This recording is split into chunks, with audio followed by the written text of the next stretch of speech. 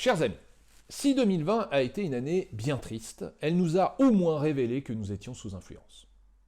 Alors, nous avons été des millions à mettre à profit le temps que nous a laissé le confinement pour nous livrer à l'activité la plus utile pour notre planète, c'est-à-dire élaborer des théories inédites sur le monde, sur son fonctionnement et surtout sur les complots qui nous entourent. Alors le problème, c'est que nous n'avons pas tardé à nous rendre compte que nos voisins se permettaient de remettre en cause ces théories, qui pourtant, je vous le rappelle, expliquent tout sur tout et sont hyper logiques. Sans doute voulaient-ils nous faire adhérer à leur propre théorie, ce qui était absolument hors de question, bien entendu. Alors les bistrots étaient fermés, mais grâce à ça, nous avons pu recréer tous les jours le café du commerce sur les médias sociaux ou les plateaux de télé et s'engueuler comme au bon vieux temps, et ça, c'était absolument formidable. Alors c'était formidable, mais tout de même assez révélateur d'un des principaux problèmes de notre temps, c'est-à-dire que nous ne sommes plus d'accord sur rien. Alors pourquoi ?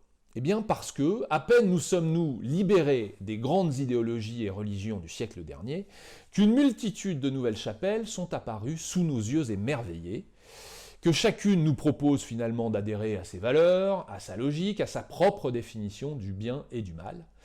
Le problème, c'est que, comme aucune de ces chapelles n'est d'accord avec les autres, eh bien elles se disputent sans cesse. Et nous voilà l'enjeu de leur guerre d'influence.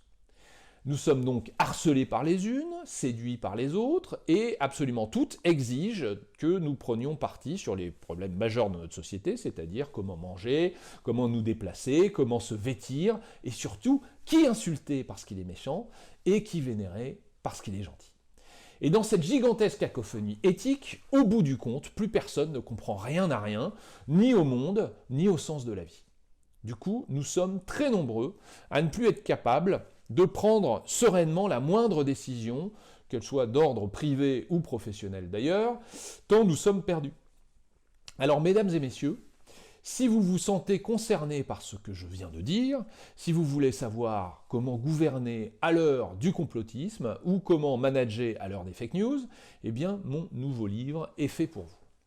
Alors, j'y présente l'évolution des techniques d'influence et d'exercice du pouvoir à travers les âges, et en le lisant, vous pourrez constater comme moi que si notre époque a ses particularités, il existe des exemples historiques et des découvertes récentes, notamment en matière de psychologie et de neurosciences, qui peuvent éclairer et inspirer nos choix.